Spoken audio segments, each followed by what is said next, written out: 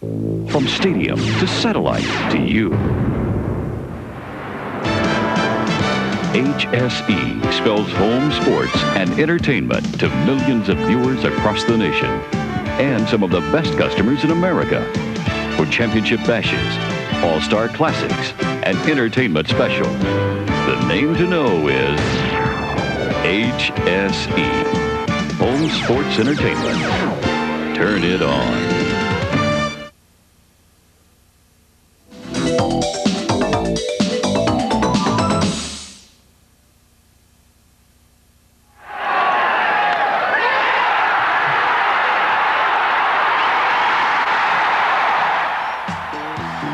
Hank Aaron does it. Number 715. Many fans remember the joy of Atlanta relief pitcher Tom House, who caught the record-setting home run in the Braves bullpen.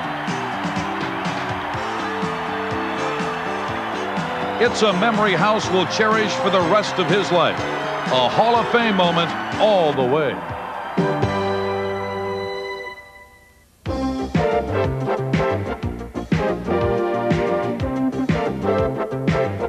Pitching Mechanics, Problem Recognition and Solutions by Major League Pitching Coach Tom House. Presented to you by the Texas Rangers and Home Sports Entertainment. This 90-minute videotape is divided in 4 major segments: motion analysis and mechanical efficiency discussions, on-field clinic with Little League to college players, troubleshooting individual throwing motions, and a comprehensive section on weight conditioning for all ages. Plus, many drills proven effective for small fries to big guys. A tape for the player, coach, or parent wanting that edge to become the best he or she can be. The magic distance is 60 feet 6 inches. As all baseball people know, that's where everything starts. Baseball just doesn't happen until the man 60 feet 6 inches throws the baseball. Hi everyone, this is Mark Holtz, the voice of the Texas Rangers, and I told you on tape number 1 that we had a pitching guru in Texas by the name of Tom House. Those of you who have seen tape number 1 know about pitching mechanics and a guy who has put in a lot of time to tell you about mechanics, and that is the guru, Tom House. And Tom is back for tape number 2. Tom, a tremendous response to tape number 1. As I mentioned, everything starts 60 feet 6 inches away in baseball, and until you've got a guy that knows what he's doing out there, a team just cannot win. And in tape number 1, I guess we picked up a lot of new winners. Yes, we did, and you know, the feedback from it has been remarkable. I mean, I really feel good about people writing and phoning and getting in touch with me. And the reason we're pursuing this second tape from all over the world, we've got tapes in Italy, Australia, Japan, as well as all over the continental United States and in Canada. And coaches want more. They say, hey, look, this first tape, Pitching Absolutes, it was really enlightening. Can you give me something more to chew on? When I'm looking at a pitcher on a mound, I want to be able to see what he's doing right and what he's doing wrong and help him correct it. So the bottom line on this whole thing is that through this information and the technology that is now showing up to prove objectively what good pitching coaches and good baseball people for the past 100 years have been teaching, we now have the technology through something called motion analysis to actually show these coaches what they should be seeing and how to correct it. When we talk technology, we don't want to go over anybody's head, specifically mine now, Tom. We're going to take this real slow. But the idea here is to help the little leaguers so that dad can talk to the young kid about pitching, to help the high school pitcher, the junior college, the college, every age bracket, every different strata of pitcher we want to cover, including the professional pitcher. And the idea is they now know what to do mechanically, but what happens if something goes wrong? You don't feel right, and then the big question is, how do you correct it? You've dealt with me for the past 3 years, and if there's a criticism about what I'm bringing into baseball, it's that it is, quote, quote, too technical. The goal with today's tape is to keep it very simple, and I'm going to call out some vocabulary that's not really used in a baseball environment, but we will also show and bring it into baseball vocabulary so everyone from the Little League coach right on through other major league coaches or other professional coaches, if they so choose, can use their words to apply to what I'm talking about. And I'd like to, at this point in time, point out where I got the data, where we get this objective research that I've kind of synthesized into a professional baseball environment, into the pitching of a baseball. And I'll call out Dr. Atwater out of the University of Arizona, who got my curiosity started about 4 or 5 years ago when I saw that research. There's a Catherine Bartels at University of California, San Luis Obispo. Dr. Alan Blitzblau at Biomechanics, a motion analysis firm in Laguna Hills, California. These people have provided pieces to a puzzle for me that I've taken and tried to bring into baseball to explain this ballet we call pitching. And believe it or not, it's quite simple. The goal is we don't treat symptoms, we cure illnesses. And for 100 years, the best pitching coaches in the game have had an intuitive feel for how to cure illnesses. What we're doing now is showing you specifically what these illnesses are and can make anyone, Little League coach, professional coach, understand how to cure the illnesses that a pitcher faces.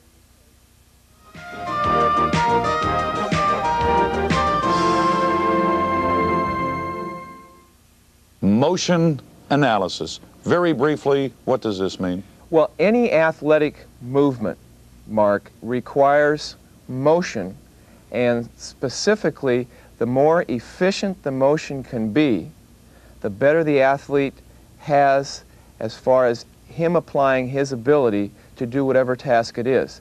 The physical act of throwing a baseball from a mound is I think I had mentioned earlier, a very difficult ballet with so many things that can go wrong, that what we try to do with this motion analysis is identify for each athlete, for his body type, tall, short, broad, skinny, what is best for him. There are certain things, as we talked about in the tape Pitching Absolutes. In today's tape, there are certain things that are based on laws of physics, and they are undeniable. You cannot get around the fact that it is a law of physics that makes motion work. We'll use baseball words to talk about laws of physics, but it's very predictable. And like I had mentioned earlier, the motion analysis people, Dr. Blitzblau out of Biokinetics, Atwater at University of Arizona, and Bartels at San Luis Obispo have shown how to match research from the physics side of things, the biomechanics side of things, into physical movement on the athletic field. And it's going to be a fun time today while we look at this. And everyone is different, so you are not going to prescribe one set theory or one set motion analysis for everybody. It has to be broken down, as your first tape was, with each individual body size, motion, right-handed, left-handed even, and step to the plate, your release points. Again, it has to be broken down to a specific individual, and we're trying to help each individual, no matter what his size or from what side he throws. That's a real solid thought process. Every person has a style that he does his specific activity with. Every pitcher throws a certain way. But within his style, there are certain things that he must do to be biomechanically efficient, to keep himself from having wear and tear on a certain part of his arm, to make sure he can be strong enough to throw a baseball day in and day out over the course of a competitive season. And again, it's bottom line information. It works for all age groups. And believe it or not, when I work with little leaguers in coaches' clinics at that age group, the information that we use there is the very same information that I'm using on the major league level, delivered in a way that can be understood by the athlete. And you will help coaches throughout this tape able to recognize, no matter at what level again, when someone is wrong, what checkpoints to look for. One thing I would really like to accomplish with today's filming of what's going on in this video, and that is to be able to allow a coach and or a pitcher to see the physical act of throwing a baseball like I do. Now, I'm not unique, I'm not horribly bright, but what I've been able to do is pull information from outside of baseball, synthesize it, so to speak, and see things based on laws of physics, based on kinetic energy links, that will allow an athlete to perform his skill with a minimum risk of injury to his arm and enable him to do it day in and day out for a career, not just a good year. Now we're sitting in the Texas Ranger clubhouse and you're talking about motion analysis, laws of physics. At times, Tom, these are not big topics in a Ranger clubhouse or any clubhouse. Tell me what you mean very briefly in layman terms right now, the laws of physics. Quickly, how does that come into being a baseball pitcher? Now, you and I laugh about this because we know that my skipper, Bobby Valentine, finds me every time he hears the word laws of physics. Major money, I understand. Yeah, it gets pretty expensive around here, but it's called, I'll just pull one out of the air, Newton's third law, which is for every action, there's an equal and opposite reaction. And if you apply this to a pitcher, if he's throwing his hands away from his body or he's kicking his leg, and that is taking him away from his ability to go towards home plate, that is inefficient for throwing a baseball. Motion analysis, kinetic energy links. What is a kinetic energy link? Okay, the best analogy here would be that when a pitcher goes through his ballet, again, to throw a baseball to home plate, he's generating energy from feet, through legs, through hips, to upper body, into arms, and out into release point with the baseball. If anything in that energy link is abbreviated, is working against itself, is not maximized as far as efficiency is concerned, he's going to have a long-term problem with either physical health or his ability to get the ball to home plate. So if you can physically understand what you're supposed to do and you feel out of sync or look out of sync or you're not throwing strikes, you can go back to the checkpoints and say, hey, for each given, there has to be some kind of result. Perfect. You go back to what is right. You go back to the illness. You don't treat the symptom, you cure the illness. And how do we come up with what is right? There's new technology out now with high-speed video filming, anywhere from 30 frames a second to 1,000 frames a second. With 2 cameras at about 90-degree angles, you can film an athlete going through his motion, whether it's a hitter or a pitcher or a high jumper or whatever. You break that process down. You take those 2 camera angles and you digitize them. Digitizing is a computer word for turning a visual image into something the computer can grind out mathematically. It's a stick figure that moves. Perfect. It's a stick figure that moves. And with these stick figures that move, the computer can look at that athlete from any angle. In other words, filming in a major league environment, you cannot get over the pitcher's head unless you have a helicopter over the field. That can't be done economically or legally, I don't think. With 2 cameras and the high-speed digitization, the computer can actually look at the athlete from any angle you want, underneath him, over his head, behind, front, whatever, and this gives you a tool for analyzing exactly what the pitcher is doing according to the laws of physics, according to kinetic energy links, and you can specifically say, for this athlete and his body type, this is what he's doing right, this is what he's doing wrong. And once it's on tape, the coach and the player or pitcher knows exactly how he should do it, and then you can go in and those are the checkpoints. You can see where he's off. On the stick figure, you can see release, leg kick, everything. That's right. And we all know that there's a couple, 3 ways that athletes learn. They learn by seeing, they learn by hearing, and they learn by actually performing it, feeling it.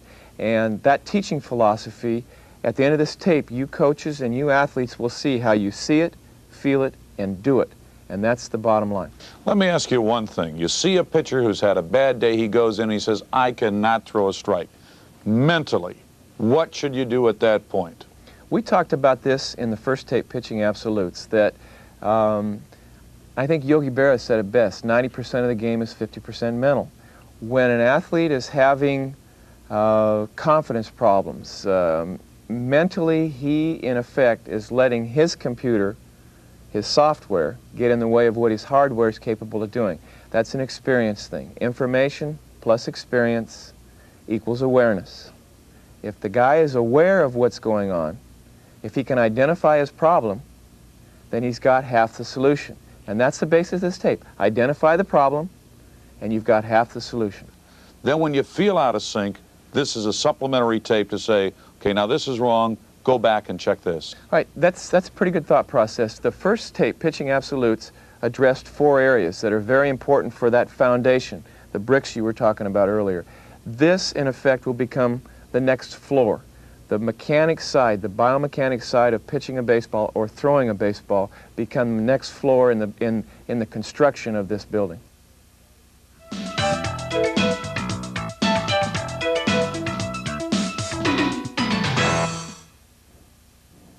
Tom, injuries to pitchers always play a big role, it seems, in a major league season, a college season, whatever.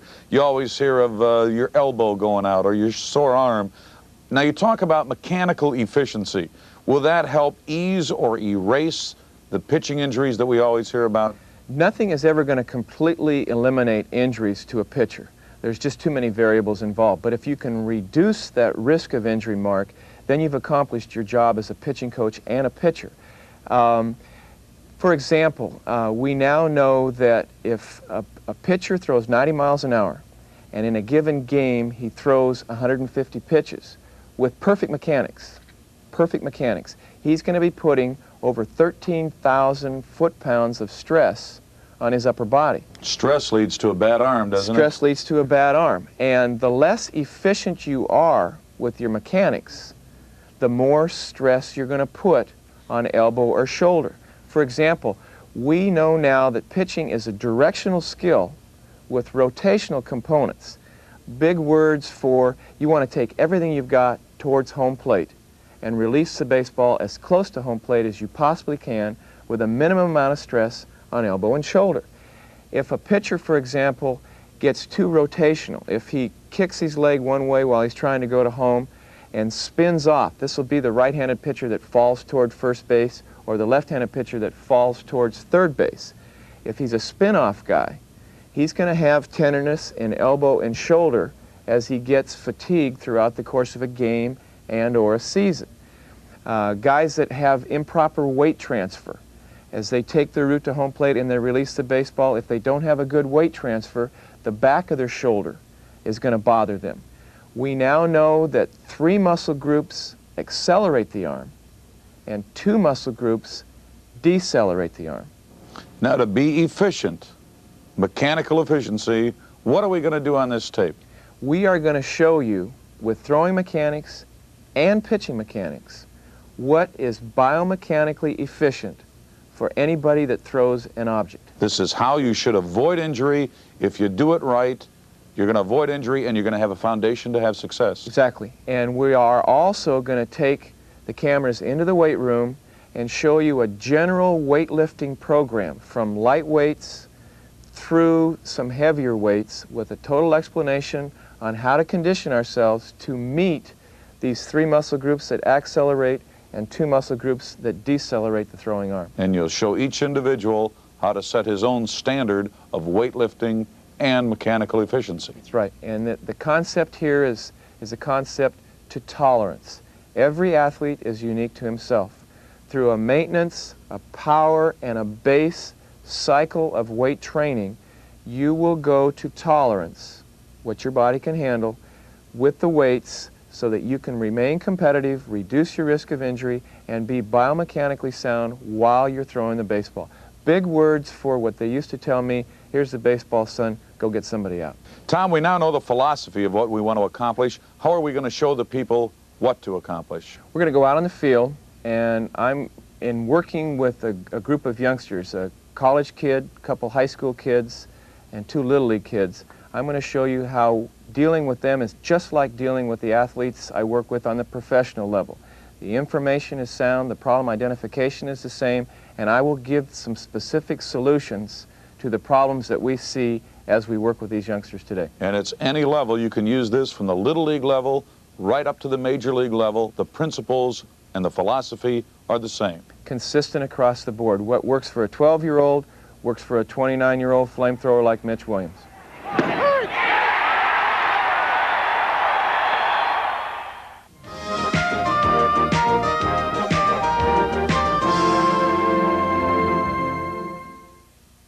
All right, now what I do normally, the best way to determine what a kid's going to do when he gets on the pitcher's mound is to watch him play catch on flat ground. Let's go down to Steve and Chad's twosome here and have a look at what they're doing. All right, I'm going to call attention to feet. I look at feet first. All right, remember the phrase squaring off your back foot. Remember the phrase squaring off your back foot. Let's look at elbow. All right, now I've never seen Steve throw before, and as we get to pitching mechanics, I'll guarantee you this fellow's a low elbow guy. Remember the phrase low elbow guy. All right, and looking across at Chad as I watch Chad throwing. Let's see what he does when he catches the baseball. Okay, not bad. Think about the term center of gravity. Belly button and center of gravity are the same thing. When I'm watching Chad play catch, I watch where he puts his hands as he starts his throwing motion. Okay, a couple things with the bigger guys. Okay, let's go to Brian, the little guy here, and Tim, the little bit bigger guy over here. Let's watch them. Now these guys are little league age. Let's see how they're doing. Catching the ball, elbows up. Let's watch the feet. Let's see if the feet are squared away. Not bad. All right, now I'll have to admit I've worked with both Ben and Brian here, so they're going to do a few more things right than they are wrong. But you can still look at what they're doing. When they catch the ball, where do they take their hands? How are their feet placement doing? Feet are a little shaky. We're going to talk about this in a second. Okay, let's go down and look at Tim and Mike down here. Playing catch, getting their arms loose. All right, watch again for height of elbow, squaring the back foot off. Okay, when they receive the ball, where do they take their hands? Where is their head after they finish their throw? As you watch Tim throwing out here, watch where his head is after he finishes his throw. Not bad. Mike, same way. All right. Okay, what I'm going to do now is I'm assuming you guys all have your arms fairly loose, feel pretty good? All right, let's all come to this area right here. I'm going to give you a little mini lecture on throwing mechanics. Let's all gather around. Put your bodies on the line here, face me this way. I'll take the sun in my face. You guys all square around right here. Now I'm going to give a little lecture, and if you have any questions, if I don't make sense, stop me, all right? And then we'll expand on it. All right, everybody have their glove on? Put your glove on, Brian. All right? Hold your glove up and repeat after me. My glove side is my directional side. My glove side is my directional side. What? My glove side is my directional side. A little embarrassing, huh? Okay. Steve, I'll pick on you. Why do you think that we would call your glove side your directional side? Do you have any idea at all? Well, maybe because you use it as your lead in before your follow through. All right, that's not a bad answer. That's not a bad answer. In effect, your glove side is hooked to the side that you're going to take towards where you're throwing the baseball. Therefore, your directional side. Nothing magic, right, Ben? That makes sense to you? What's your glove side called? Directional side. What are you going to do with your glove every time you go to throw a baseball? You're going to point your glove towards where you're going to go. Now, I don't care whether you point your glove palm forward, palm back, or like Jose Guzman on our Major League Ranger staff actually turns his glove inside out. I don't care about that as long as what, Timmy? As long as it's pointing towards where you're throwing. Exactly. As long as you take the glove, point the glove towards where it's going. That's what direction is all about. Okay, everybody stand on the white line. Everybody stand on the white line. All right. Now, as I was watching you guys throw, I voiced over on the video, I said, look at their feet when they go to throw. All right. Now, Brian, I'm going to pretend I'm throwing right at you. All right. I caught the baseball, and I took a step to throw. Now, you see which way my foot is pointing right here? All right. And as I go to throw, that's what every one of you guys were doing. Your foot, in effect, was pointing away from where you wanted to throw. Now, what I want you guys to do is stand like I'm standing right now with your hands at your sides. Okay, you're all right-handed, so you're going to be just the opposite of me, all right? You guys are going to do with your right foot what I'm doing with my left foot. Take your right foot and do this. Right foot, Brian. Attaboy. All right, see how I squared that foot off? All right, good, good, good, good, good. Every time you go to throw a baseball, whether you're an outfielder, whether you're an infielder, whether you're a pitcher or a catcher, your back foot has to be in this position. Why? I'll show you why. Everybody do like I'm doing right now. All right, now leave your hands at your sides and don't do anything except put your weight on that foot and watch what happens to your directional side. What happened to every one of your directional sides?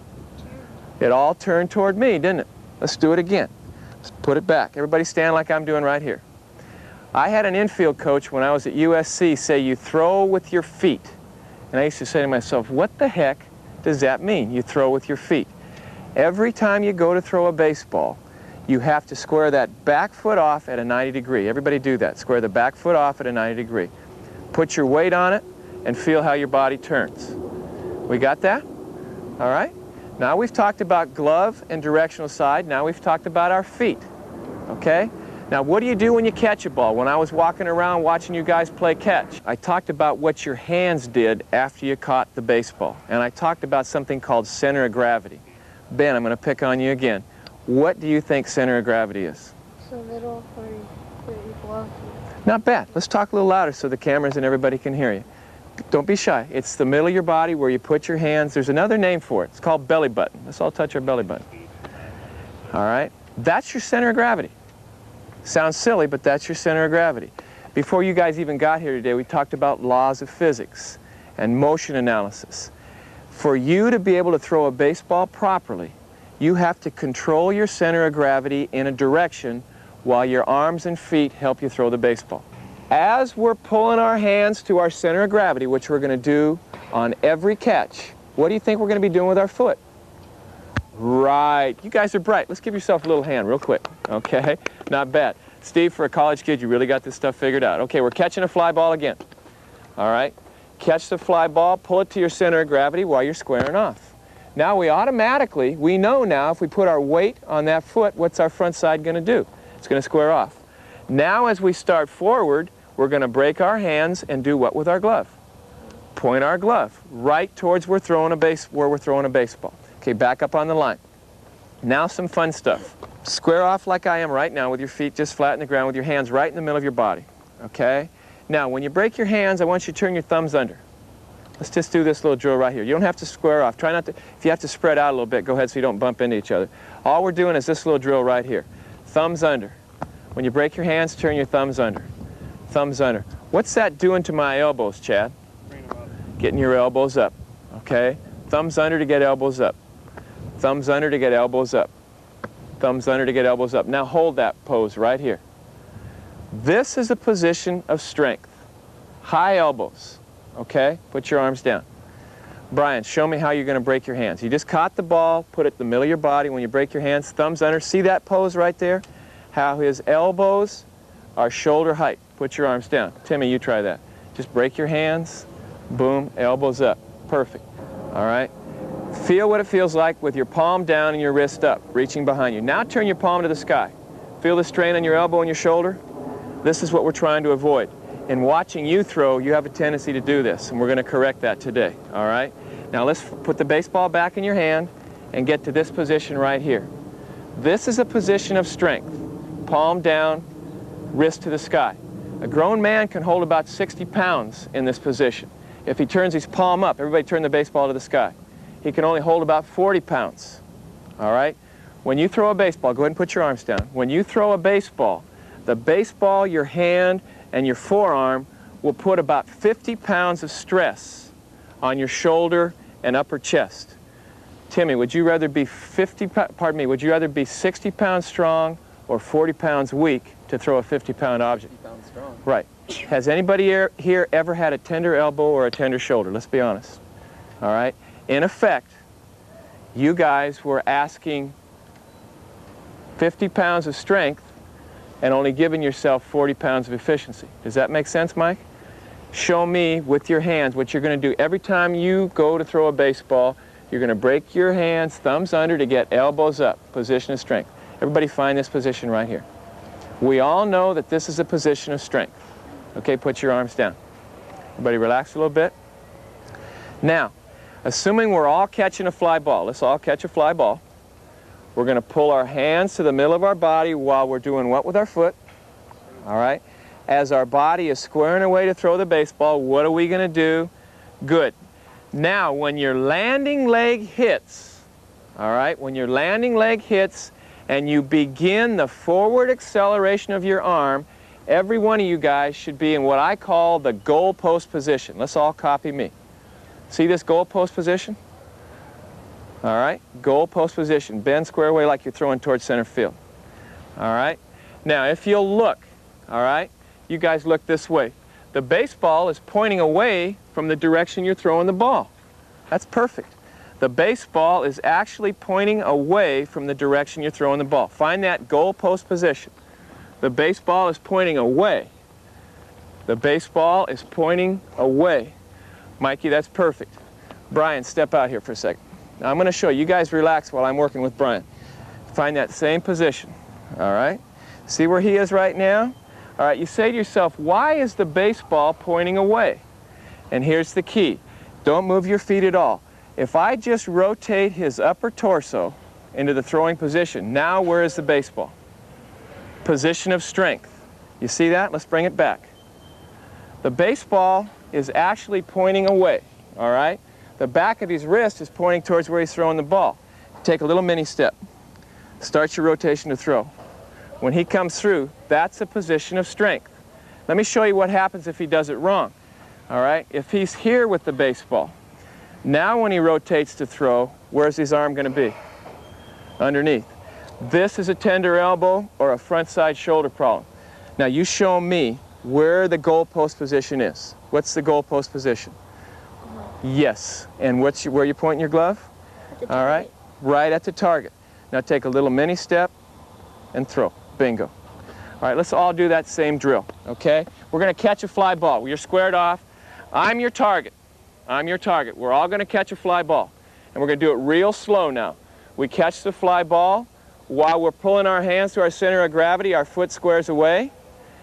We pivot around, break our hands, and when our landing leg hits, where are we? In the goal post position. Steve, that's outstanding. You weren't doing that when you were playing catch. Chad, you and I have talked before. That's nails. And you remember when we talked last year, that's how you get your elbow up. Does everybody feel that position? All right? The final thing in throwing mechanics, let's go all the way back to the beginning. When you accelerate to throw the baseball, assuming you've taken a good direction, when your landing leg hits, you're in your goal post or launch position. When you go to throw the baseball, where do you want your head to be? I'll ask you, Steve, because you haven't heard me before. Where do you want your head to be when you finish the throw? Whether you're an outfielder, an infielder, a catcher, or a pitcher, where do you want it to be? On a line straight towards your target. On a line straight towards your target, behind your knee or out over in front of your knee? Exactly. This is the weight transfer that we talked about in pitching absolutes, the other tape. You've got to get your head out over and in front of your landing leg.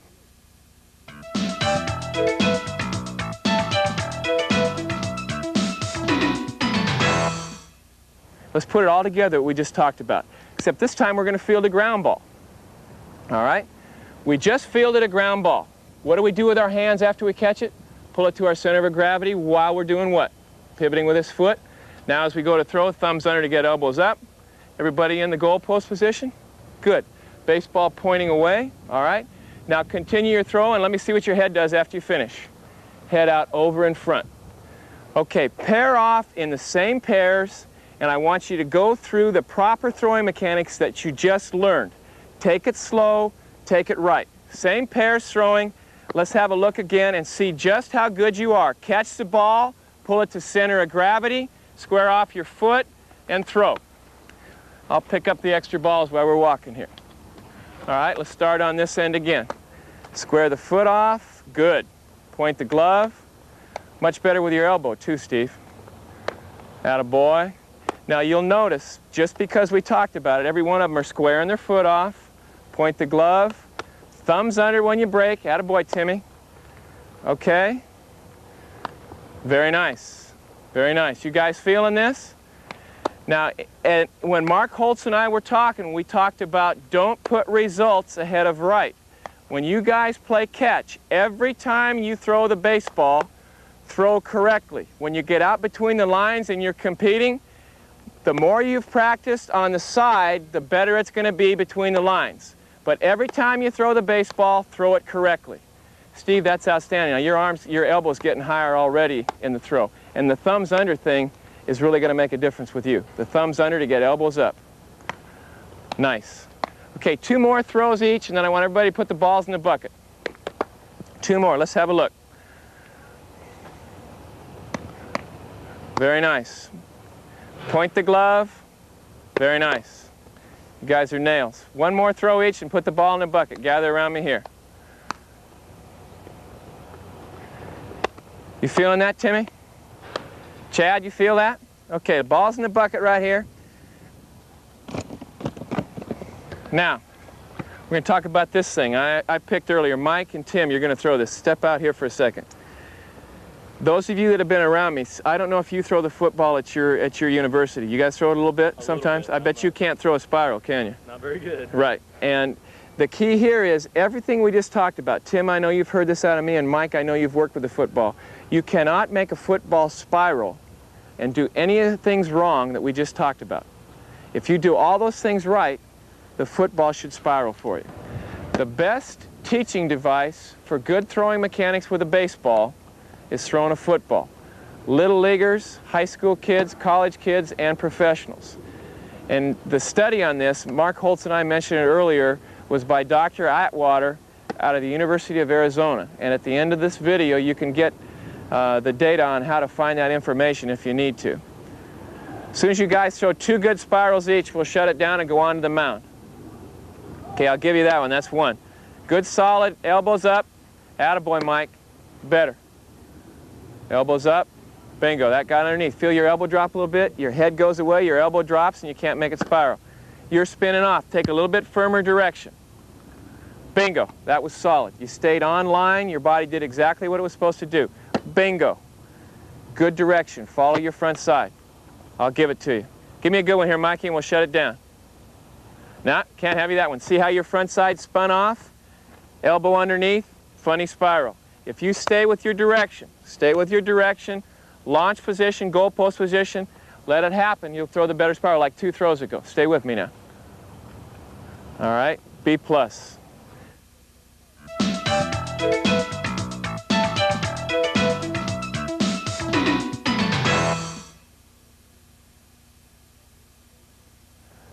All right, as he lifts his leg, okay, here's the keys. Is he keeping his head over his pivot foot? Now, Brian, you're going to throw this ball, but I'm going to keep you from moving your head. Remember, I want to keep your foot your head right over your pivot foot. Okay, small step, pivot, lift, and go. Remember, for every action, there's a reaction. Brian, look at me for a second. What looks best to you? This or this? The second one. Try to keep the button of your cap over your pivot foot. Now, as you're looking at kids, some of them will step back, some of them will step to the side. The key here is that anything that happens behind or on the side of the rubber is not going to help the kid as he throws to home plate. All right? Take a small step, keep your head. Good. Pivot, lift. Very nice.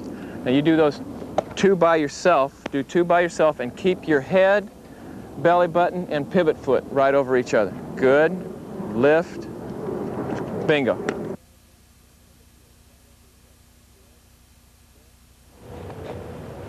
All right, good, good. Now, it's probably apparent that Ben and I have worked before also. Ben does a real fine job. He's what you're going to call a pretty complete product right now.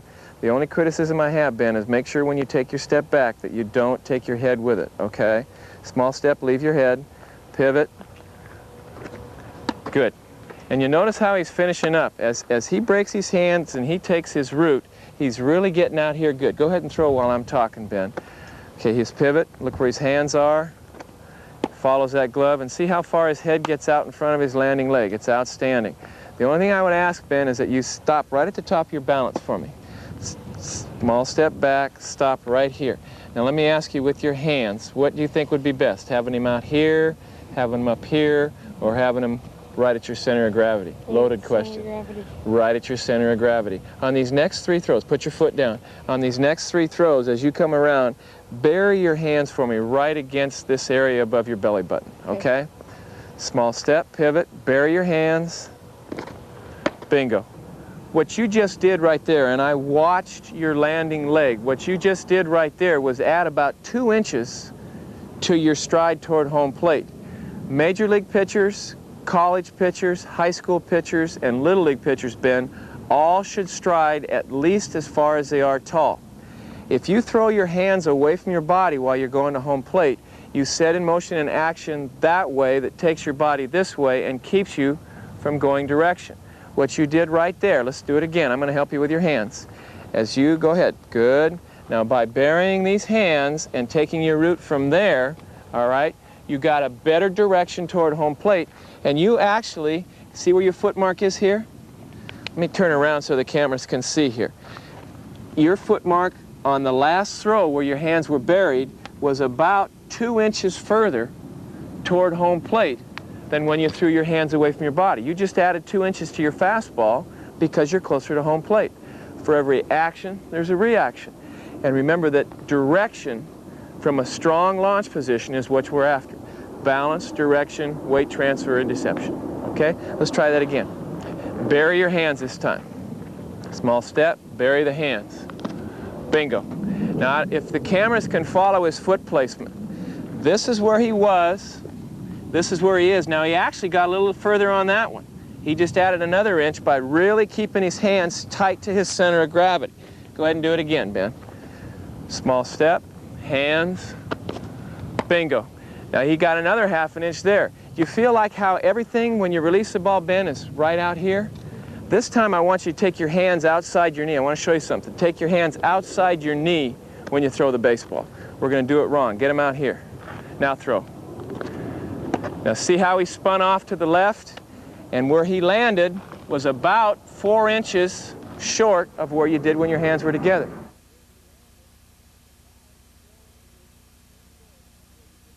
Now I'm going to do something. You're going to throw this ball. All right, you're going to go right ahead, throw the ball. Okay, what did I do, Timmy? Push me a little bit forward. You feel like I pushed you forward? You know what I did? All I did was hold your body straight up and down. Let's do that again. Coaches, don't be afraid to dive in with your hands. Touch teaching, all right? Touch teaching is just as important as talking and listening. Now I'm going to call out the same foot action here. We just added 3 inches to your stride to home plate, Timmy. All right, see where you were landing and now where you are right now? Why do you suppose we did that? What's the difference between this and this? Going straight. If I'm going to hit you in the nose, yeah. And we've talked about this, if I'm going to hit you in the nose, am I going to do this to hit you in the nose? Yeah. Or this? That. Okay, a couple more pitches, I'm going to have my hands on you, and all I'm going to do is hold you straight up and down. All right, see your stride again? Same distance, same effort. Feels funny, doesn't it? You hate my hands on you while you're throwing, don't you? But they'll get this feel right here. Bingo. Now let's see if you can do that by yourself. We've been doing this battle for 2 years now. I don't want to see this. I don't want to see this to throw a baseball. I want you to at least be on line when you get into our goal post position.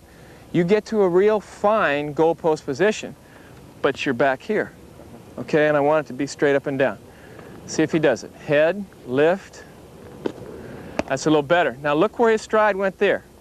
All right, we didn't get a chance to nail it down, but you got yourself another, if this was our line, you just added, with your own efficiency, with your own feel and your own good mechanics, another 2 inches to your fastball. Do it again. Very good. And a boy. Now tell me and show me what we're talking about with your body here. What don't I want you to do? Show me what I don't want you to do. You don't want me to lean back like this? Not good. No. What do I want you to do? You want me to be straight up? Head, center of gravity, and pivot foot over that balance leg as you take your route. Okay? One more good fastball, and then we're going to go to a breaking ball. Nice. Okay? Now, get your curveball grip. I happen to know that Tim has a real good breaking ball. All right? He has a one knuckle up grip, but we're not concerned about the grip because the grip is only the icing on the cake. Tell me in your own words now, Timmy, what you remember about the angle of this and this. What's important about your forearm and your wrist to get your fingers where they're supposed to go? You need to get it set. Right here I have the karate chop. Perfect. That's a great phrase right there. It's like a karate chop. As your arm, relax a little bit here, as your arm goes through the throwing motion and gets to our, in effect, square around here, and gets to our goal post position, all right? The minute his arm starts forward to throw the breaking ball, it has to be set with forearm and wrist to get fingers on top of the ball and have strength to throw the curveball. Where kids hurt their arms and where curveballs are weak to marginal is when they come through and play catch-up with a curveball. That's a spinner. You want a snapper. Okay, show me with your arms what we're after, okay? You want to get to the goalpost position. You've got the curveball grip. Now when your arm begins to accelerate forward, bingo. There's where you want to be. Are we going to do something different with our front side? No, just like our fastball. From elbow down, everything is the same as your fastball. The only thing that changes is your forearm and your wrist and your fingers throwing the breaking ball. Some real easy breaking balls here. Stop. You took your head too far back. Again, head over the pivot foot. Good. Lift. All right, not bad for the first one. And check out, coaches, watch their stride on their curveball, because we all were told, especially when I was growing up, shorten your stride to get on top of your curveball. Now there's a great curveball. Can you chase that down? How'd that feel? Little hustle bump, huh? We were told early on that you have to shorten your stride to get on top of a curveball, Tim, and that's not right. You want the same body. The only thing that changes is forearm and wrist. If you deliver that curveball the same distance from home plate as your fastball, it's tougher for the hitter to pick up. You're doing a pretty good job. Stay with it. Head over pivot foot, hands to center of gravity, set it early. There's a heck of a curveball right there. And if you'll notice, his feet placement, where his foot landed, was almost the same cleat mark as his fastball. Do it again. Small step, set it early, bingo. Kids learn by hearing, they learn by seeing, and they learn by touching. And Tim will remember that touch way more than he'll remember the words involved with what this means about coming off. He'll feel this in his mind's eye from here on out when he works on his skills. So this whole workout is going to be from the set position. You go ahead and throw 2 or 3 while we look at it, and I'm going to end up this workout having you throw a changeup. Okay, where his hand's setting? Good. Now you'll notice that he's a little different with his hands than both Brian, Ben, and Tim were. Let's look at his hands right away. He does something a little different with his hands up on top. He sets them a little higher, doesn't he? All right. Now, first thought process is you'd say to yourself, nah, this isn't good.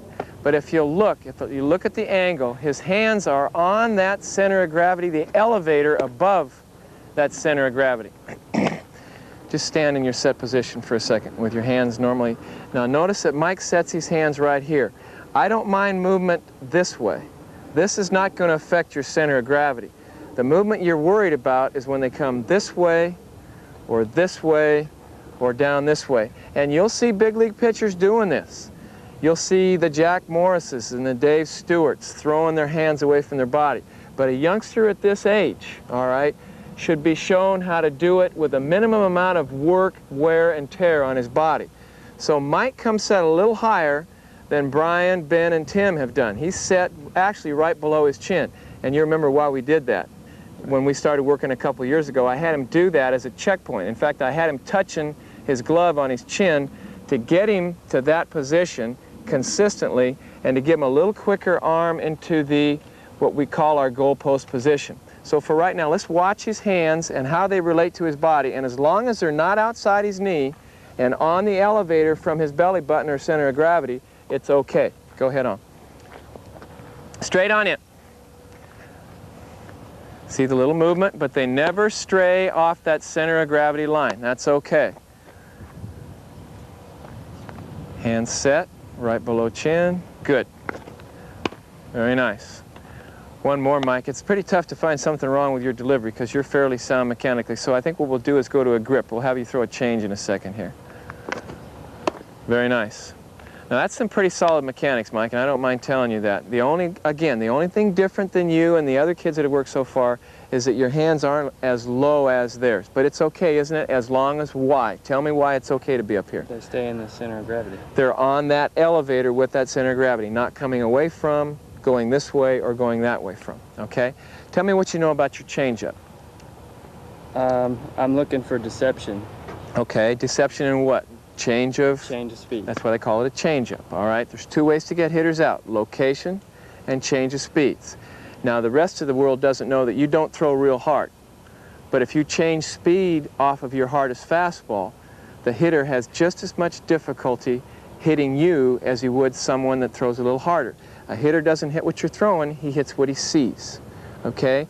And the goal with a changeup is to look with your body like you're throwing what? A fastball. and you're going to kill it with your grip. Let's look at his grip real quick here. He has what we call here with the Ranger organization a pitchfork changeup. And in effect, he's got 3 fingers on the ball, buried a little deeper in his hand, and he squeezes with his thumb. And I don't know if you remember us talking when we first taught you this a couple years ago, but if you are relaxed, your wrist flops real nice. If you pinch middle finger and thumb together, your wrist doesn't flop. It doesn't have the same snap on it, and that's how he kills his changeup.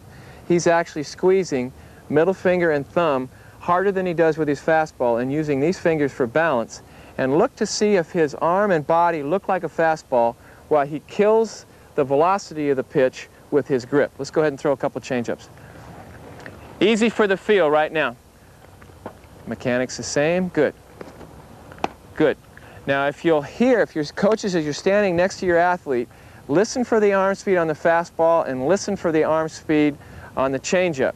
You'll hear a little with their arm. Throw a fastball for me here, Mikey. Okay, listen for the arm speed on the fastball. Okay, it makes that little sound. Now the sound of his changeup, and you're going to throw a changeup now, the sound of his changeup should be about the same. It is.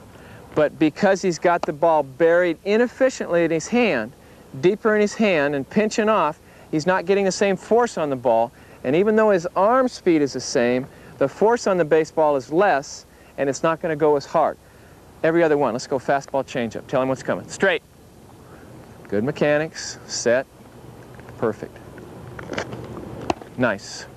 I don't know if the cameras are going to be able to pick up that little. Now let's do a changeup. Same body, same mechanics. Kill it with your grip. Very nice. Now the ideal changeup should be 17, 18 miles an hour slower than your best fastball. In other words, Mike's best fastball right now is what, 78, 79 miles an hour? It should be about 65 for a changeup, 63 for a changeup. It's pretty solid. Same sequence again, a couple more. Kill it with the grip. Squeeze with that thumb and middle finger. Very nice. Okay, let's watch Chad throw here, and in particular check his upper body with his arms. Okay, now he's what I call a pie thrower. And again, when he was playing catch, it wasn't quite as noticeable. And this is a surprise to me because, again, as strong as he is, he's not... I got one. Here we go. As strong as he is, he should be able to get more out of his body arm speed-wise. Now, if you'll look, watch what happens to his arm. He almost throws like his arm is stiff. All right? And the reason is, and throw a couple more, Chad, then I'm going to make some corrections here, is that when he gets to his goal post position, he turns his palm to the sky. Okay? Now I'm going to hands-on with you here, son. Turn sideways like you've just taken your stride. Like you've just taken your stride. Stride it out a little further. All right, at this point now, when Chad should be here, all right, he is already here. All right, this is not what we see when Chad goes to throw the baseball. This is what we see out of Chad. All right, now I'm going to have you go back and just don't try to do it right. Just try to do it your way. And watch, coaches and athletes, watch what he does with his arm as it turns over to throw.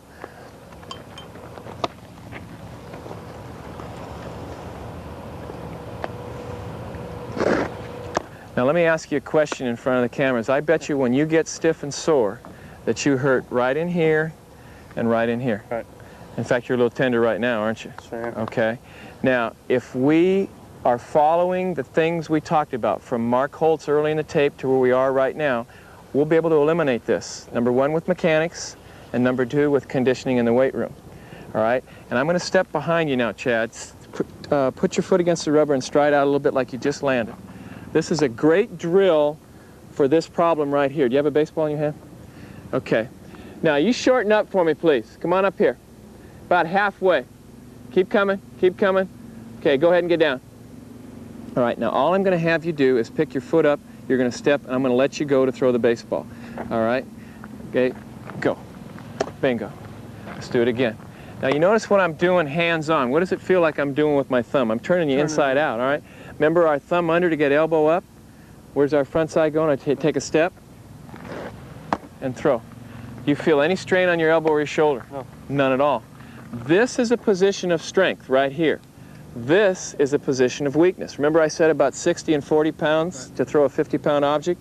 Here you're 60 pounds strong. Little step and throw. Can you see the efficiency of his arm and what the ball is doing as he's going to home plate with it? Can you feel this drill, Chad? Sure. Little step. Bingo. No strain on the arm, right? Now let me show again. Set this position. You're not going to throw. You just hold this position right here. Don't move your feet a bit. Now all I'm going to do is twist your torso. See where the ball is? Okay. All right, now let's do it your way. Twist your torso. Yow. And this is where you get in trouble. I feel you cringing. This is what you're after. And coaches, don't be afraid to do what I'm doing right here. Grab. I'm actually twisting this way with his thumb to get his thumb under and the ball aiming towards second base. Take a little jab step and throw. You feel that? Move back about 5 feet. We're going to throw a little farther. A little mini step. How easy is that? This is a real good drill. Now, you can't hear what he's saying, but he's all excited. There's no strain on his arm at all. Little mini step. Perfect.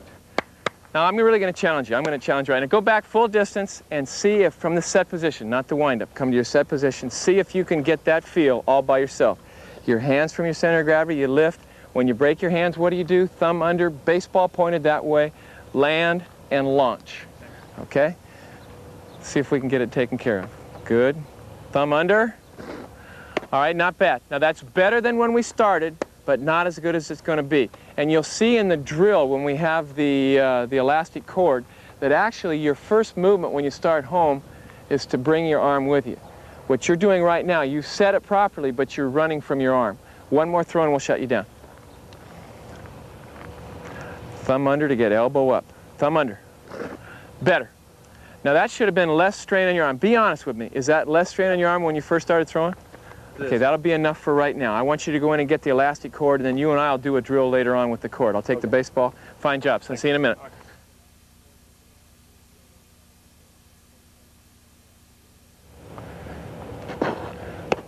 Okay, and watching Steve throw, starting from his feet and working up, he does a pretty good job with his bottom half.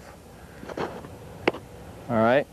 His feet do a good job, his hips are pretty solid, his leg lift is pretty solid, but then it starts getting disastrous as he gets to his upper body. Now, while we were off camera, I told him where his hands should be set. He's doing a little bit better than that, or better than he was before. But if you'll look at his elbow, I don't know if we can get the angle on the camera that we're talking about, but his elbow never gets to shoulder height. It never gets to that goalpost position that we're talking about. His elbow is always about 3 inches short of his maximum leverage position. Right there is as high as it ever gets. Now I'm going to hands-on with you here a second, Steve. Turn sideways like you're taking your stride. Take your stride out a little bit. Now, as his arm comes through, this is the route he takes right here. This is as high as his elbow ever gets. And I already know because I asked you, you've had elbow problems in the past. Yeah, in fact, it's a little tender right now. In fact, it's a little tender right now. Now, we're going to finish our throwing workout today properly. I don't care where the baseball goes. All I want you to do is try to get your elbow here. Now what I'm going to do, if you remember when I was working with Chad, I held his hand. Your route with your hand is fine. It's just that your elbow is always down there. So you're going to throw the baseball, all right, from this position here. Get your front side up. Cheat up a little bit while we work on this drill. What am I doing with your elbow right now? Feels like you're pushing it up. Yeah, it feels like, all I'm doing is holding it at shoulder height. It feels like it's right over the top of your head, doesn't it? It's not. All it is shoulder height, and the camera would tell us that. Right now you have a teeter-totter at shoulder height. It feels probably like I'm trying to push it over the top of your head. What feels right to you, and coaches, you should be aware of this, when a kid tells you that doesn't feel right, all right, what feels right isn't necessarily correct for biomechanical efficiency. So you have to practice something that might feel a little wrong until you make it a habit. Now you're going to throw 4 or 5 in a row, and I'm just not going to let your elbow dip. Go ahead and take a step and throw. Feels weird, doesn't it? Yeah, it does. All right, do it again. And this hands-on teaching is extremely important. Okay, step and throw. Can we get an extra ball here? Attaboy, Mikey, come ahead. One right after another. Basically the same drill. Now hang on just a second. The same drill as I was doing with Chad, but instead of hands-on up here, I had hands-on with his elbow. I'm setting him in his goal post position. Relax a little bit.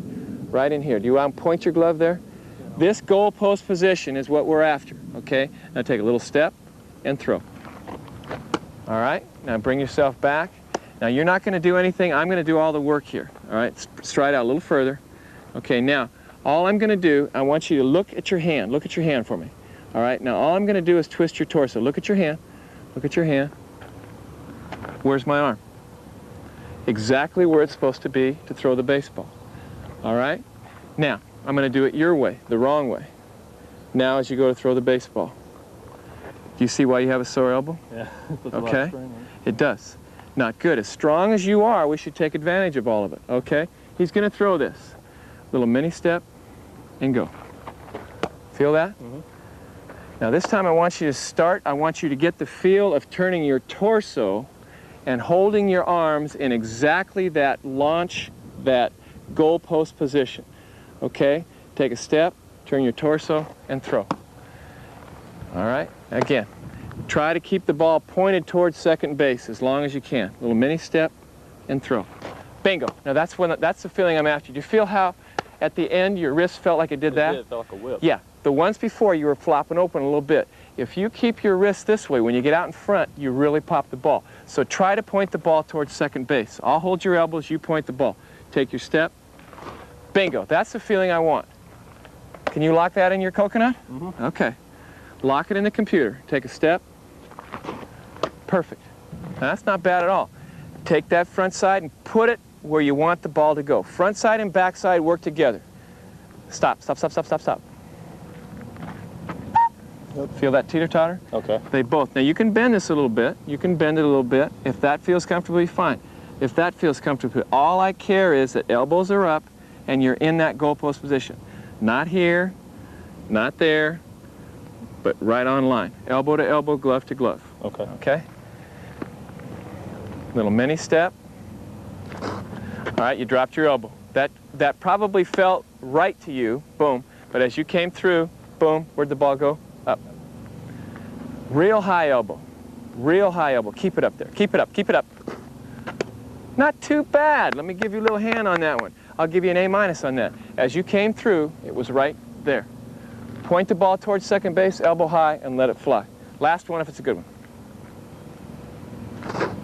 All right, not bad. You tell me in your own words what you learned about your elbow today. I learned if I keep it up, I can keep that tendon from hurting as bad. Exactly. As long as I keep it pointed towards second base, it gives me a lot more pop. Whip at the end. Right.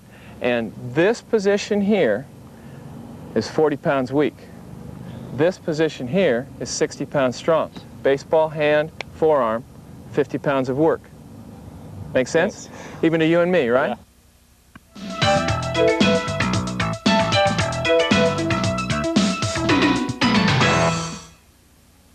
A good teaching device when you're watching your pitchers throw is to tell the kids that what they do with their bottom half when they throw a baseball is exactly what they do when they swing a bat. If you control your hips in a good direction, your feet and your legs are controlled, and you're taking a good route towards where you want to go. The bottom half of a pitcher and the bottom half of a hitter are exactly the same.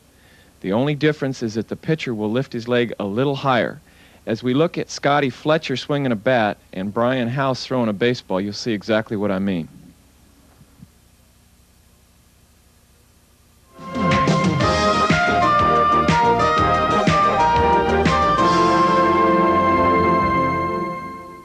All this is the equivalent of surgical tubing with a handle on it. If you can't get it at your local sporting goods store, call any of your orthopedic people and they'll direct you to where they get their surgical tubing and get a little handle on it. And it's a great little training conditioning device, and that's what we're going to do with both Chad and Steve right now. Two low elbow guys that have had a history of elbow problems. We're going to show you a couple drills that'll help them learn to keep their elbow up where it belongs, okay? Goalpost position. First part of the drill, you got a little tension on the thing? Move a little further away. First part of the drill is just step and pull. Step and pull. Step and pull. Now I'm going to show you what you do when you go to throw a baseball and tell me how it feels. Okay, step. Not good, huh? No. Step. That's what you do. Not good. The idea is we want to use all the big muscles, so we're going to step and pull. Feel that feeling? Yep. Step and pull. Step and pull. Stevie, let's try you with this real quick. Then we'll go to part 2 of the drill. Get your elbow shoulder height. Step and pull. Step and pull. Step and pull. Step and pull. Feel that? Do it by yourself. Do it by yourself. Boom. Elbow shoulder height. Boom. Boom. Okay, part 2, the character builder. Come on back here, Chad. Hold it down, boys. We're filming. Okay, now this time, move a little closer. You're going to step, pull, and rotate, and only come through to here. Okay? Feel that?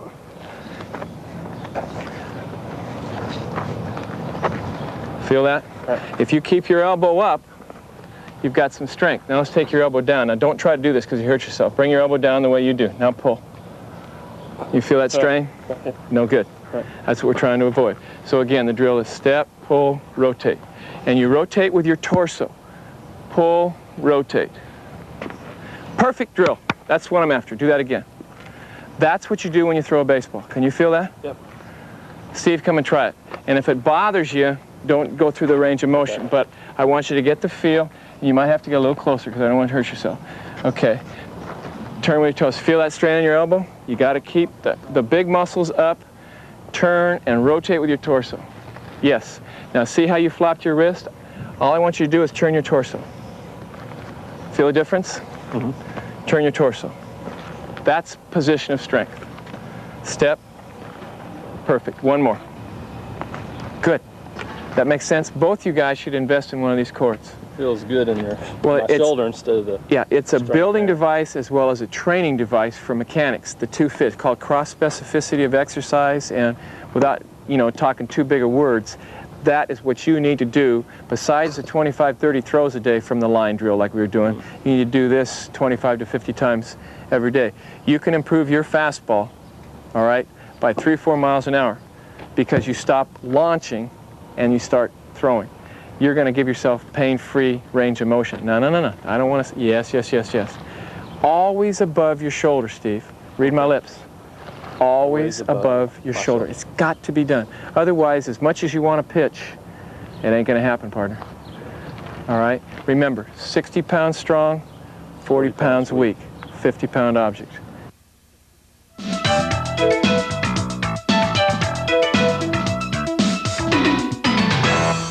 The wall drills to help reinforce everything we just talked about on the mound. Put their butt against the wall, come to the set position, lift their leg. If they kick their leg, they bang their head.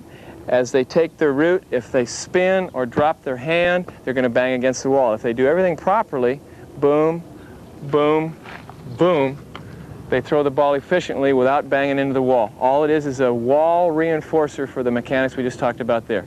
Okay, now the reverse. If he lifts his leg and keeps his foot underneath his knees in a balanced position, can't throw the hands away, can't kick the foot away, comes right down the wall and can throw. That's it. Lift, throw.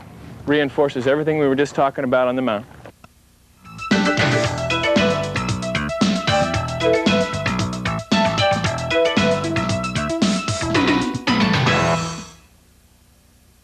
We mentioned earlier that 3 muscle groups on the front side, the anterior side of the body, accelerate the arm, and 2 muscle groups on the posterior or back side decelerate the arm. The whole idea of weight training is to get a balance between those 2 front side, back side, anterior, posterior parts of the body and have them work for the pitcher as he throws the ball. As you look at a pitcher conditioning himself, the best thought processes here is that you build in the off season, you maintain during the season. What is the difference between building and maintaining? When you build, you push yourself to muscle failure. In other words, on your last repetition, you have nothing left. In a maintenance program, you do the same basic approach to lifting that you did in a building program, except you don't push yourself to muscle failure. What does this mean? It means you can lift at 3:30 in the afternoon, and by the time game time rolls around at 7:30, you're at 100%. If you don't push yourself to muscle failure, your body will bounce back to 100% of its capacity in about an hour or an hour and a half.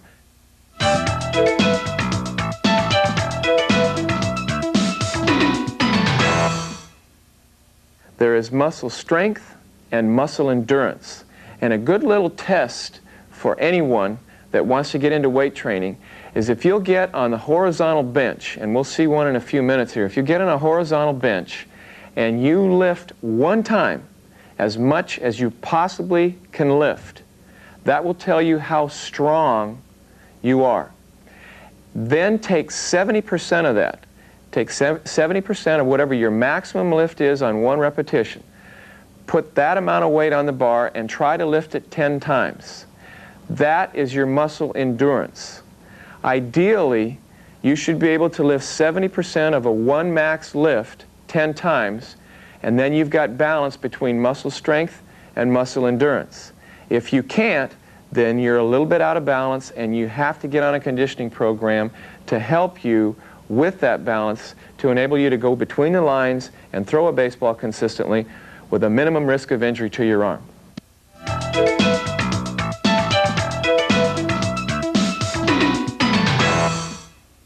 What I'd like to do now is run through what amounts to be the Texas Ranger application of the Dr. Jobe program. I'm going to use some very light weights. I would suggest, if you've never done the Jobe program or the lightweight program, start with 3 to 5 pounds. Very seldom would you ever lift more than 10 pounds with each dumbbell. The idea here is that you will do with repetitions rather than amount of weight per lift. It's easier on the body. Again, it's part of a loosening up process. Now, what I'm going to do is start with exercise 1 and talk while I'm going through and bring you up to speed on all the exercises, the what's and the whys involved with the Jobe program. Exercise number 1, and these should be done in sequence to tolerance. In other words, if you're stiff and sore and 7 pounds is too much to lift, then back off to 3 pounds. If you feel real good and you want to go 8, 9, 10 pound dumbbells, go ahead and do it. But okay, here we go. Start with the weights at shoulder point, and what you're going to do is go straight up. Straight up. And what I recommend is a linear lift, a straight up lift. You'll notice that I'm just lifting the weight straight up and touching them over the top of my head. I do 5 of those, and then I do 5 where I'm actually rotating. If you'll notice, I'm doing a rotation while I'm lifting. Okay? A rotation while I'm lifting. Because when you throw a baseball, your arm goes through internal and external rotation. It's not a linear movement. All right? That's exercise number 1. Exercise number 2, you hang the weights at your side, just like I'm doing right here. And what you're going to do is bring the hand up, roll over, and bring it down. Again, here is a linear and a rotational lift combined. Linear and rotational. Linear and rotational. This works bicep, tricep, through the elbow area. Easy does. And again, we're not lifting heavy, we're lifting light, and we're doing repetitions.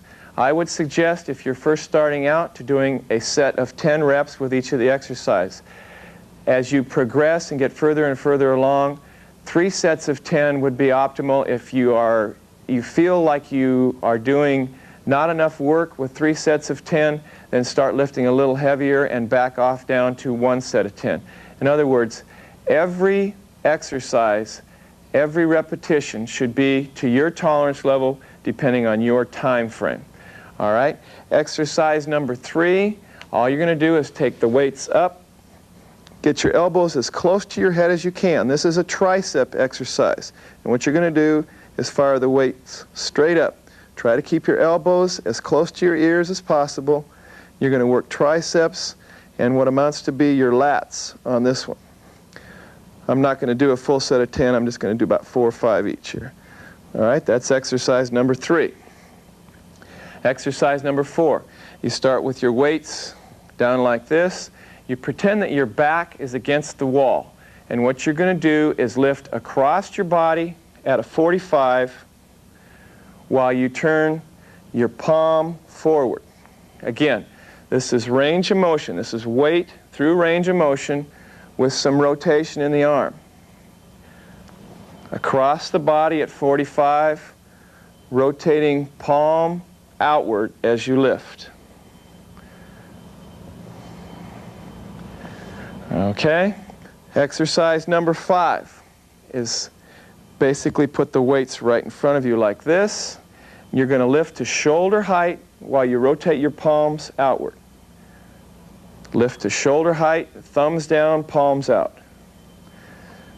And the angle of the weight will be slightly forward. I'm going to turn sideways here and show you what I'm doing. The angle of the weight will be slightly forward of the shoulders. You don't want to lift this way. You want to keep it slightly forward. Okay, I'll spin around back. This works the spinatus group and the rotator cuff area of your arm, of your shoulder. All right? Now, exercise number 6 will be a continuation. You start the same way as exercise number 5, and then you continue up full range of motion. Now, notice how the weights are turning in my hand. We have what amounts to be external, internal rotation through a full range of motion, which is exactly what the throwing arm does as you go to throw a baseball. I'll do a couple more for technique here. Let me turn sideways. Again, weight out in front a little bit and rotate as you come to the top. One more time. External rotation, internal rotation. For exercise number 7, what you do is spread your legs so that you can just touch the weight on the ground. In other words, I don't want you trying to, it's not a toe touch and a stretch on the back of the leg. Spread your legs to where you're nice and comfortable right here. Now what you're going to do is pull the weight to your chest while you rotate the weight. See how I'm rotating the weight as I lift? Pull right to your chest. This is working the posterior side, the back side of your shoulder through a range of motion. And you'll notice that I'm rotating the weight while I lift. Rotate the weight while you lift. Let me do a couple more. Pull right to your chest while you rotate the weight. Find somewhere where you can support your head and therefore your low back. And I want everybody to get in this position right here, where your feet are spread nice and relaxed.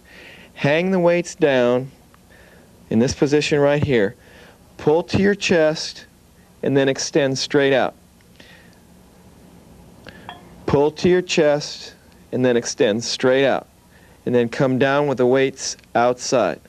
Pull to your chest and extend straight out.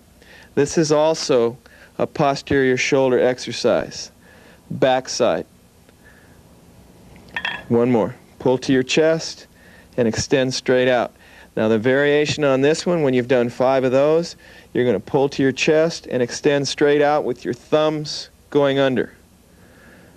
Pull to your chest and extend straight out with your thumbs going under. One more. Pull to your chest, extend, thumbs under.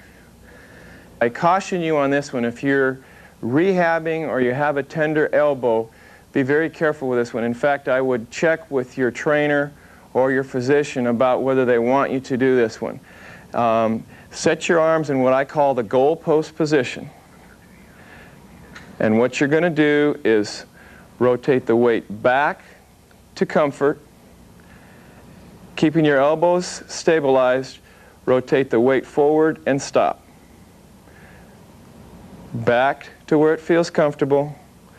Rotate forward and stop. Back, forward and stop. This is the last one in the sequence. Now we're doing a linear movement here.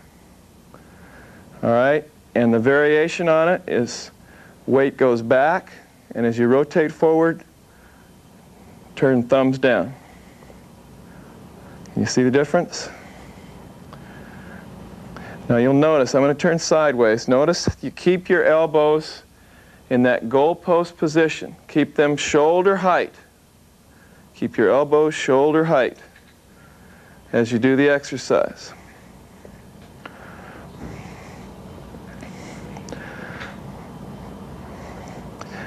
Last one. Okay, now that is the Job program. That's the light dumbbell program. It's an insurance policy. It's part of the loosening up process before you even go out to the field. And remember, lifting with the Joe program every day is not going to put yourself in muscle failure. It's part of what we call an insurance policy to keep you from hurting your arm by bringing blood and oxygen to the areas that you use when you throw a baseball, and you've actually loosened yourself up before you go out on the ball field.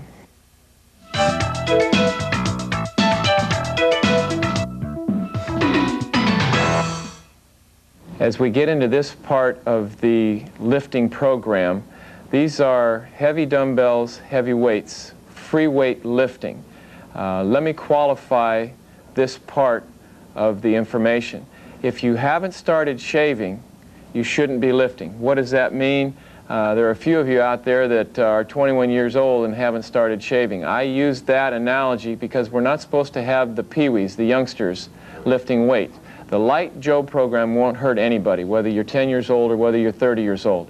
But these heavier weights will. You'll actually, if you haven't started the maturing process, if you haven't reached adolescence, hence our shaving rule, you will actually build muscle tissue stronger than the tendons and ligaments that hold them in the joints. And you'll, in effect, run the risk of tearing a muscle or tearing a joint apart because your muscles are too strong. But for those of you that have started to mature, have reached adolescence, and right on up to old people like myself, 40 years old, this heavyweight program, free weight program, is designed to, again, give you an insurance policy against hurting yourself when you're throwing a baseball. The first exercise we do, and you'll notice that I have a weight belt on. If you're going to start lifting heavier weights, you should have some support on your low back. And the weight belt I'm wearing can be picked up at any sporting goods store. It's very easy to work with. The first exercise we're going to do is a real simple dumbbell exercise. Take off on what we did with the light dumbbells, and you're going to extend straight up, touch the weight. Extend straight up, touch the weight. And then the second part of it is to rotate when you go to the top. Again, we're finding that rotation through range of motion is a real good lead-in to throwing the baseball. Rotation through range of motion, okay? That was exercise number one. Exercise number two is just a standard curl. All you're going to do is hold the weights at your sides, support your low back, keep your elbows as close to your hips as you possibly can, and lift straight up, okay? Bicep exercise. Control the weight through the range of motion. Control the weight. Control the weight. Okay? The third part, same exercise basically in reverse. Again, we're working the front side and the back side of the arm, is just a reverse curl. Controlling the weight. If you're pushing yourself to muscle failure, you should not try to throw a baseball off of a mound. You should not work on your skills on the mound if you're in a heavy lifting program and pushing yourself to muscle failure. What happens is throwing off a mound is a tearing down process, and you don't want to tear yourself down twice in a given day. You can throw flat ground all you want, but if you're in a building program where you're pushing yourself to muscle failure, you should not throw off the mound. In a maintenance program, go about it any way you like. You take the weights, put them at your shoulder points, and extend straight up. You do a set where you're just reaching straight up, and then you do a set where you're actually rotating the weight. And again, remember, rotation through range of motion, very important part of the exercise. All you're going to do is extend straight up and touch. Extend straight up and touch. All right? If you're going to do one set, do 5 straight up and touch, and then 5 where you're rotating. Control the weight. You're going to pull straight up to your chest, a set of 5 or a set of 10, and then second part of the rotation is like this. Again, linear and rotational.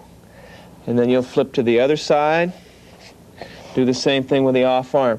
Work both throwing arm and non-throwing arm, again, for the balance that we're after.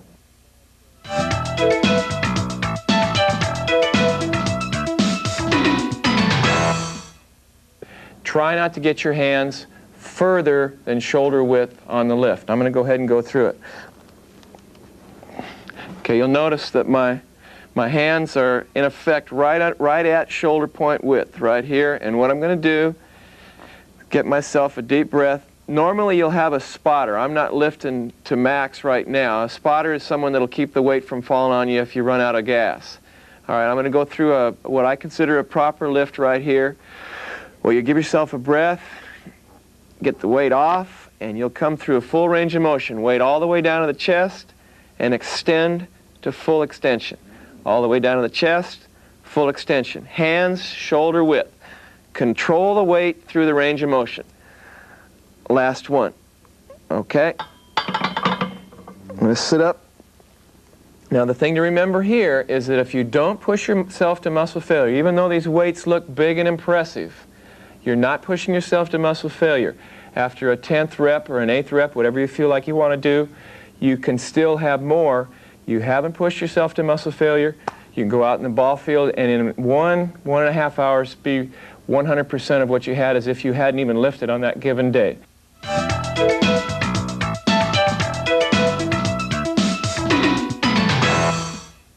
First exercise will be just a traditional lat pull down, and again your hands will be about shoulder width. Try not to get your hands wider than shoulder width. And what you're going to do is pull straight down behind your head. Control the weight. Go to what we call a lat row, where you put your feet up on the machine and lean back, and you're actually like on a rowing machine. And you'll pull right to your pecs. Let it go. Pull right to your pecs. Control the weight. As you pull down, you're going to put your elbows together, flare them out, bring them back. And this is the same basic muscle groups.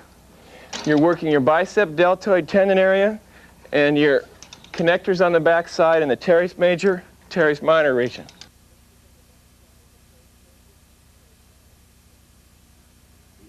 The machine I'm on right now is just a traditional, what they call pec machine, pectoral machine, front side, anterior part of the throwing process. What you're going to do is make sure that you get yourself squared away, get your elbows shoulder height, not underneath shoulders, but shoulder height. And then you'll go through what they call a range of motion, where you just fire straight forward and use your pecs to control the weight. The key here is to have your elbows shoulder height. The first exercise is a palm down exercise where you work against the weight through a full range of motion, pushing straight out. All right, that's for the spinatus. For the rotator cuff, you turn your palms up and work the same range of motion. Palms up, same range of motion. Palms up, same range of motion. It's a new machine. The Texas Rangers pitchers love it. The data coming back from it is outstanding. If you have a need or desire to find out where this machine is, at the end of the video, like I had mentioned earlier, any of the research, any of the data, anything we're bringing up will be identified as to where you can get it and who you can contact for information. This is the final part of our conditioning process with the Texas Rangers. Again, it's a shell program. You work your specifics to where your needs arise and the availability of facilities that you have in your area. You loosen up to warm up to do your activity. The Dr. Jobe program and its minor variations are a loosening up process. It's an insurance policy. The light dumbbells are an insurance policy against you hurting your arm. When you get to the heavier dumbbells and the heavier weights, make sure and understand the difference between maintaining and building. If you're maintaining, you're not pushing yourself to muscle failure. In the building process, which should be an off-season activity, you push yourself to muscle failure. You work opposite muscle groups through a full range of motion. Remember that in the throwing motion, 3 muscle groups accelerate the arm, 2 muscle groups decelerate the arm. Let's review. In this video cassette, Tom House has shown us a way to achieve the proper throwing motion.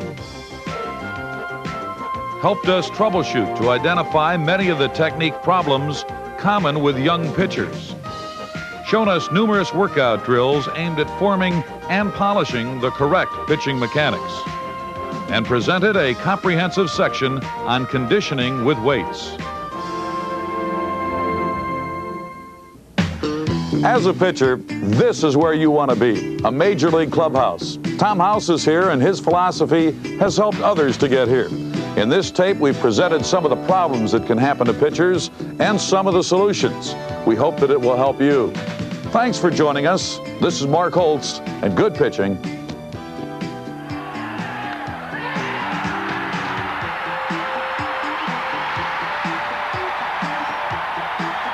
Hank Aaron does it. Number 715.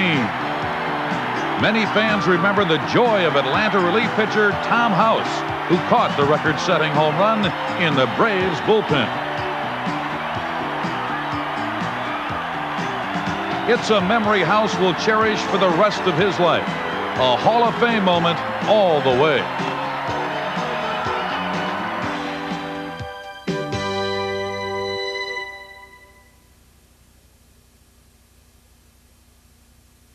For further research on many of the areas discussed in this videotape, contact these fine professionals.